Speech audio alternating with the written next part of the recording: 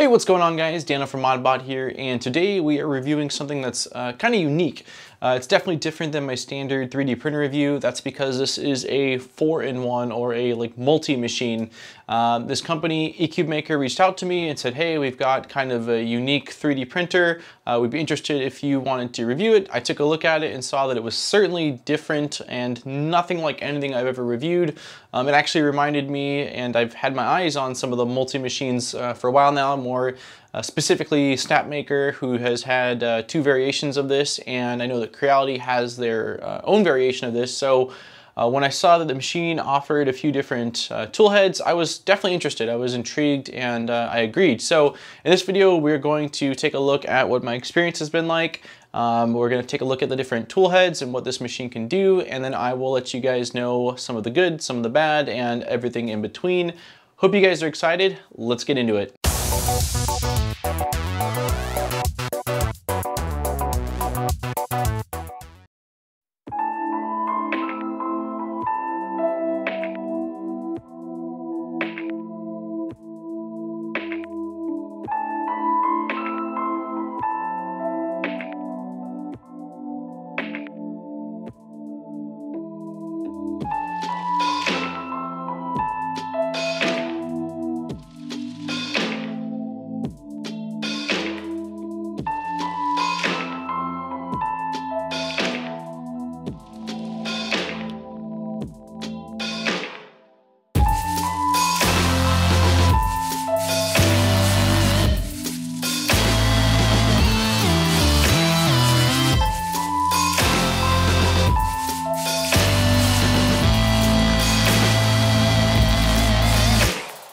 So the machine is called the TOYDIY 4-in-1 from EcubMaker, which is an interesting naming choice. I don't think I would have called it the TOYDIY because to me a 3D printer, a laser engraver, and a CNC machine are certainly not toys, they are tools. You can make toys with them, but the machine itself to me, but that's a completely separate thing. So the machine showed up in a box that was well packaged, and the box was a lot heavier than I had assumed it would be. The actual machine only fits in a footprint of 16 inches by 16 by 16 cubed, and that's not a very large machine, but the machine was quite heavy, and opening it up, I could tell that it was basically all of the accessories that it came with, which there was a ton, and that the machine overall is constructed pretty well. So I took the machine out of the box, I took a look at it. The machine is made of a combination of aluminum and injection molded plastic. The tool heads themselves, the housing for them are all injection molded plastic. I do wish they were aluminum, but they are injection molded plastic, which is kind of unfortunate, but this machine does retail for around $499 on Amazon. So I guess at that price point, it's kind of what you can expect. But yeah, it came with a ton of accessories. It came with laser goggles. It came with a couple replacement bed surfaces. It came with filament. It came with tools. It came with wasteboard for the CNC. It came with clamps. It certainly was not lacking in the accessory department. Taking out of the box, the first thing that will probably catch most everyone's eyes is that the machine is using linear rails. Now, this is becoming kind of more common on even entry-level or lower-cost machines, specifically 3D printers, but typically in the past, linear rails are something that you have to add yourself, or they come on a much higher-priced machine, but the cost on them must be coming down because we're seeing them again on more and more machines. So it does have linear rails. It is a cantilever design, meaning that you've got the Z, which is the basic tower of it, and the Y-axis just extends out and is kind of suspended in the air.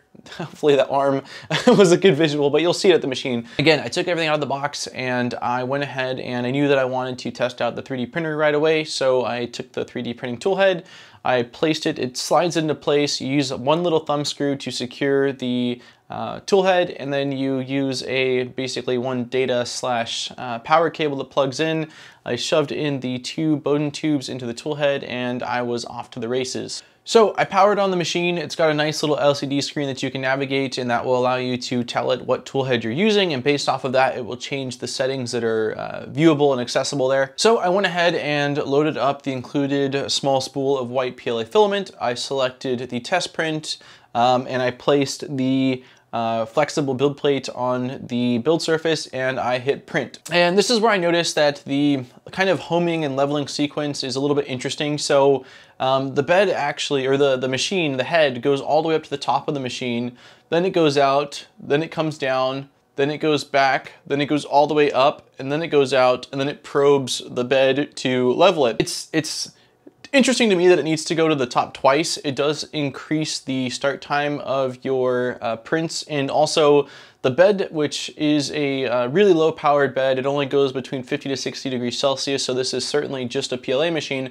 It actually doesn't start the heating of the bed until all of that's done, which takes about 5 minutes, and the bed heating up takes about another 5 minutes, so it's about 10 minutes before each print starts. This can definitely be fixed in an update, which I hope that they do update, where the bed starts heating up immediately, so that way it's just a 5-minute start, which really isn't that bad. It does have a leveling probe that probes the bed before each print, which in my testing does work actually relatively well. The prints seem to turn out fine. So I went ahead and started that first print. It was a little vase, which turned out fine. It wasn't a bad print at all. I took that off, which again with the flex plate, which was pretty nice, removed very easily. I then printed out a benchy, which also was not a bad print at all. Turned out not the best benchy I've ever printed, but certainly a passable benchy nonetheless. So after that, I decided that I wanted to run a longer print. So I found this model I printed before of a Fox, which ended up being roughly like a 16-hour print. I opened it up in their software, which is just a skinned version of Cura, which I was actually very happy with.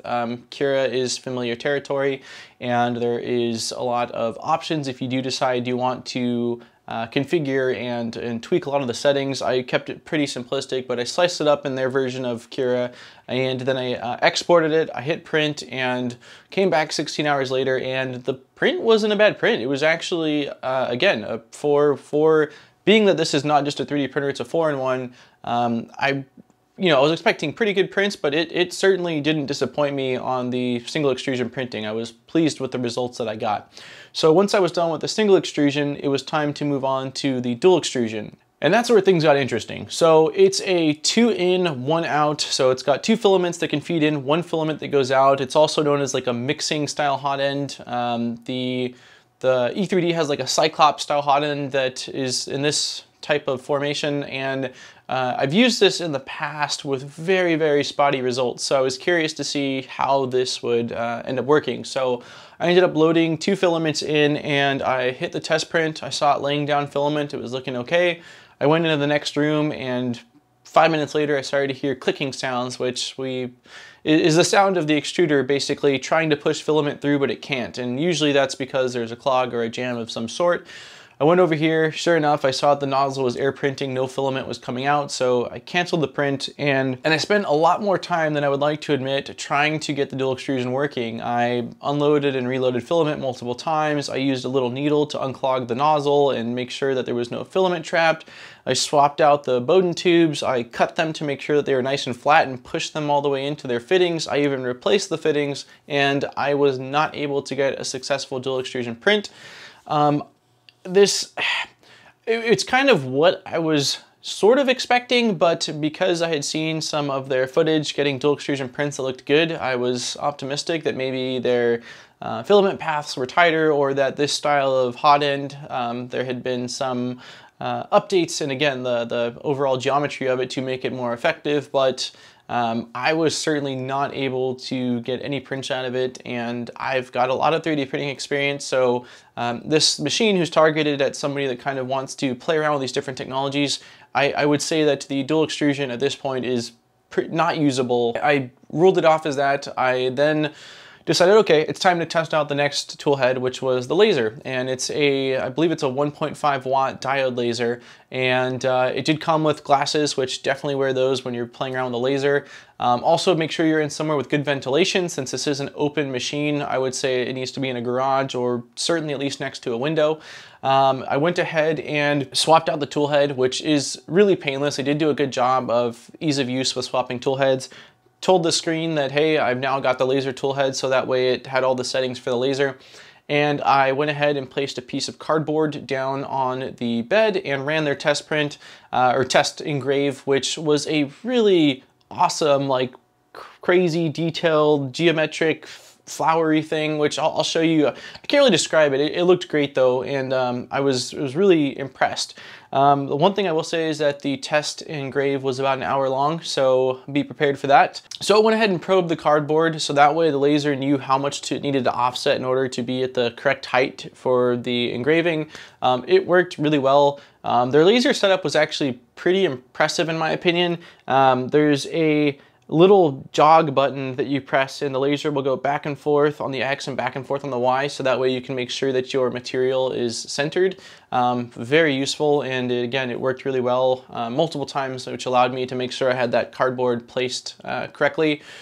So once that hour-long engrave was done, it was time to engrave my own thing that I wanted to engrave, which I grabbed my little ModBot logo of the robot and I went over to their EcubMaker Laser software that I saw was on their little SD card. Overall, it's a pretty simple piece of software to use. There's not too many settings, so I just kind of clicked on different things to figure it out. They do have a pretty beefy manual, but it's not the best. It's got a lot of text and it's not the easiest to digest what they're saying in certain parts, so my plan of attack was just click on everything to figure out how it all works. And so I took a photo of my ModBot robot, imported it in, changed it to grayscale since it was color, and I started an engrave.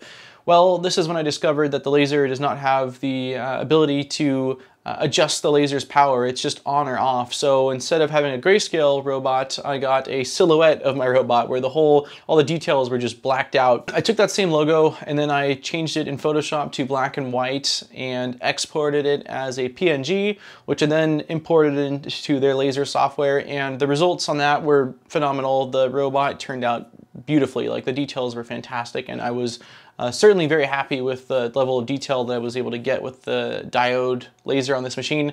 Honestly, it's probably one of my favorite features or tools that you're able to do is the engraving. It looks good. So after that, I went ahead and wanted to try out some different materials.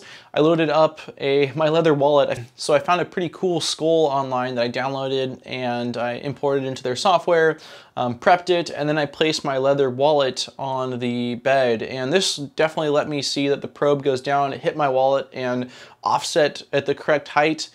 If you're going to be engraving leather, be warned, it smells terrible, and you certainly want to be outside or have adequate airflow or exhaust of some sort. I learned that the hard way, but regardless of that, the skull turned out pretty good, and I had tried engraving my leather wallet years ago actually with this tiny little laser on the channel, and this definitely turned out better than that pre-existing one that I had. So the leather was pretty sweet. It turned out not bad. And then lastly, I just took a piece of plywood, I put it on there and did a super small engrave, and it turned out okay. It definitely engraved, but it was very, very light. And I think that if you were to slow down the speed and kind of play around with some of the settings, that you could possibly get it to do some plywoods as well. I just didn't care to spend too much more time dialing it in, but cardboard, it did great. So like cardboard, paper, and leather, it certainly passes. And again, based off what I saw on the wood, you can certainly do woods as well. You just need to slow it down and play around with finding the best setting. So once I was done with the laser, it was time to try out the last tool head, which was the Cnc Laser. It says that it's a, I believe, 20 watts and 10,000 RPM DC motor. Yeah, so I was a little bit worried because certainly with lasers and 3D printers too, you want to keep an eye on them, but with a router, it's got a pretty high speed cutting tool that's spinning around, you can certainly hurt yourself if you're not careful.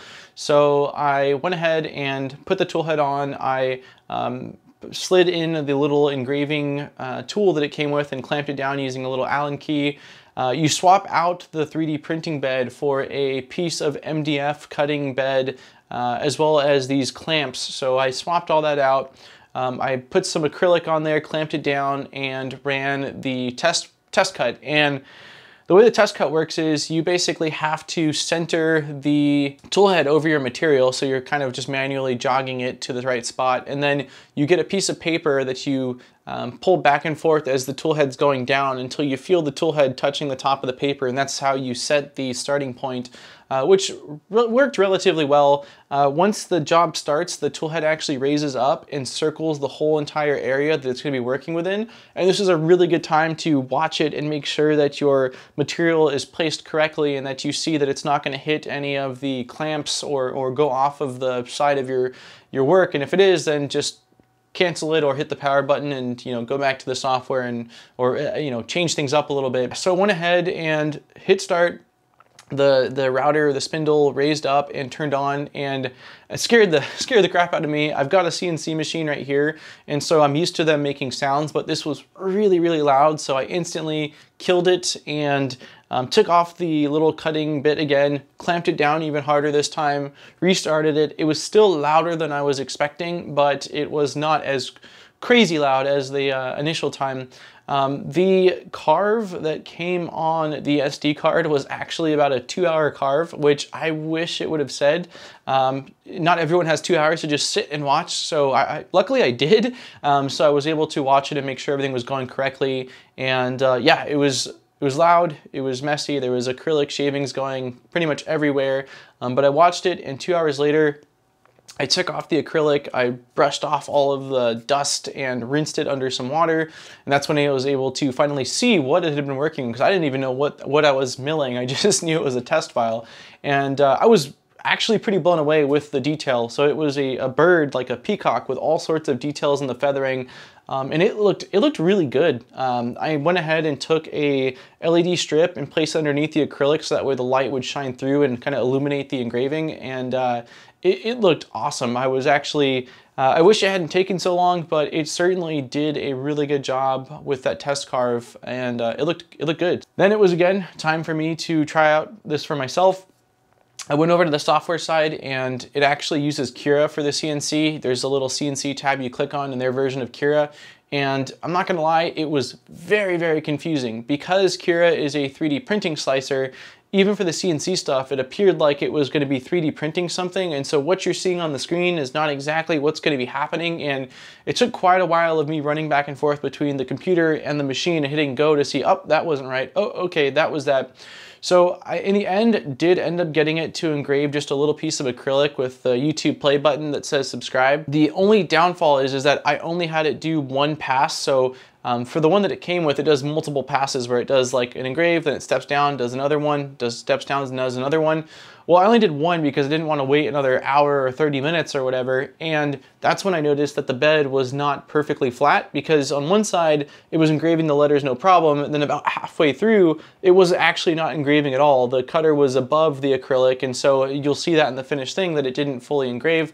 One way to alleviate that is to just have it do more steps going downward, but yeah, the software was definitely not very intuitive for the CNC, and it was definitely, it took some thought, like more thought than I'd like to have given to it, and I think that for someone that doesn't know what they're doing, it's going to be a pretty frustrating experience on the CNC side. So, looping back around with these few good things and these few bad things, what do I think about this machine? Well, I think that it has potential, and I think that if EcubMaker goes back and takes the good that I said and the bad that I said, and for certainly the CNC, they fix the software. For the dual extrusion, they either do away with it altogether and just use a single extrusion head and call it a 3-in-1, or completely go back to the drawing board and go the different design for that dual head, then it's got potential. The machine is $500, it's got linear rails, it allows you to play around with some different technologies, but as of right now, it feels like, you know, it offers a lot and it wants to do all this stuff, but it falls short. And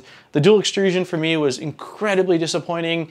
And again, the CNC itself has potential, but it's not there yet. If you, like, the things that it does good though is that, you know, it is a small machine. It's small footprint wise. If you don't have space for all this stuff, and you don't want to buy, like, you know, a larger 3D printer and a larger CNC and a larger laser, you've got the ability to do these things in one, which again, that aspect of it is cool.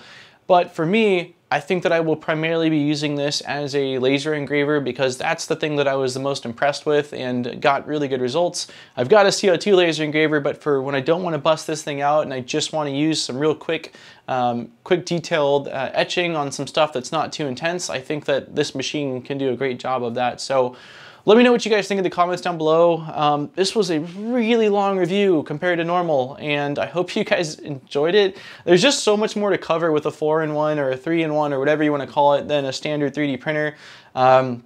Because there's each head I saw as its own entity that required its own time to work with and to give feedback on. So let me know what you guys think again in the comments down below. Don't forget to like and subscribe. Huge shout out to all my Patreon supporters. If you enjoy the content and you want to support me, links will be down below to my Patreon. There's some awesome rewards. There's cool stickers.